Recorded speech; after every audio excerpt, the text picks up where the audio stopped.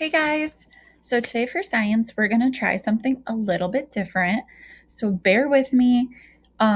Please let me know if you have any questions at all because it can get a little bit confusing. So that's why I wanted my face in here to also show you, to be able to talk to you while I am teaching you this lesson.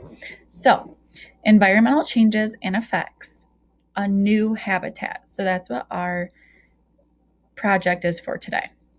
So, this is the problem. So, I'm going to read you a little story. Your company is going to begin mining for coal in a new area. Before they begin digging, your crew has to explore how this will impact the environment in that area. There is a river nearby, but it is far enough away that it should not be negatively impacted by the mine. However, there is a small stream that branches off the river and flows right past the mining site. At the end of the stream is a pond ecosystem. The stream is at risk of receiving debris and toxic runoff from the mine and carrying it to the pond, which means pollution, right? So, all the stuff that the pollution brings is going to trickle into the pond. Before you start to construct the mine, your team needs to find a solution to protect the plants and animals that depend on the pond. So I drew up, just so everyone could see this, you and your family or you by yourself, whoever's doing this. The river is right here. This is the stream, the original stream, and the pond. And then this is where that mining area is going to be. So then when they drop any runoff of chemicals and stuff, it's going to trickle into this downward stream and right in the pond. So just so you could get a little visual on that. And this is kind of what it would look like in real life, if the dumping went into the stream and then boom into that pond, it can just get really sad and we don't want that to happen. Okay. So the challenge: design and construct an action plan for saving the plants and animals that depend on the pond by relocating the ecosystem. You will move the pond to a new place. So that's your job. Obviously, if we were in the classroom, you would have a team. This is just you, your family, or just you by yourself creating this. You will need to do this in your science notebook or on a piece of paper and upload a picture of your design to this assignment in Seesaw. So this is the tricky part just because I want you guys to be able to know that I need all of these points or most of these points in your picture, or when you upload it, you can record it and tell me all these things. I'm going to put them in the directions too, just so you guys can see them again. So the plan must include the following. What water source will feed the new pond and how will the water get there? Remember, our water source is the river, okay? So think about it like that. Where should the new pond be located compared to the location of the old pond? So remember, we're changing where the pond is. We saw where the old one was. Where do you think we should move the new one? And why should it be there?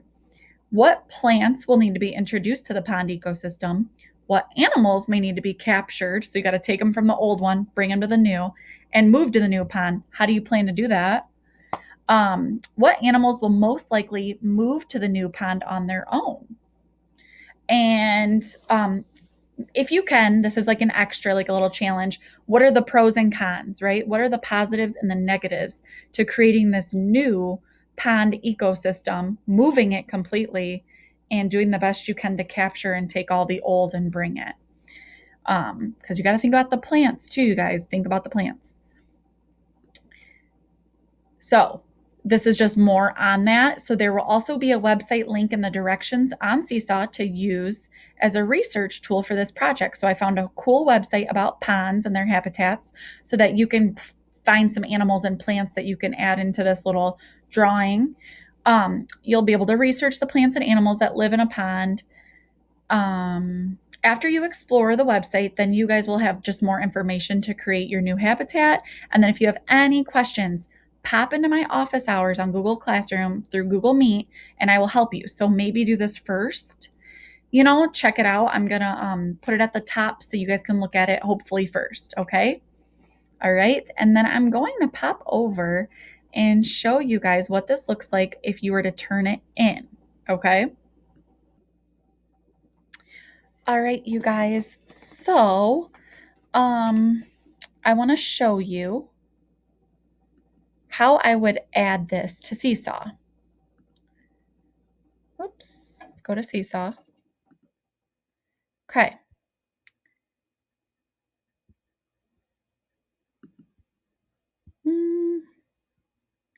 It's not letting me do that. Here. Okay, here we go. We got it. So I don't have the video there yet. So once I go into Seesaw, I'm gonna play my instructions because there's a lot here. Then I want you to press add response.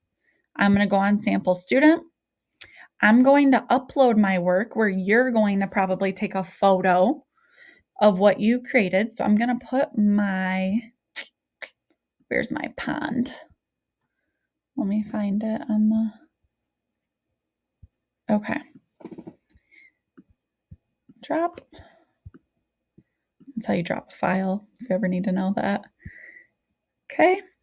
And then once I have this on here with my new stream and my new pond, I am going to press this little microphone and record, okay? So make sure you press view instructions again. And then while you're recording, then you can look back and kind of see, okay, what questions do I need to answer while I'm recording, okay? All right, you guys, let me know if you have any questions at all. Have fun.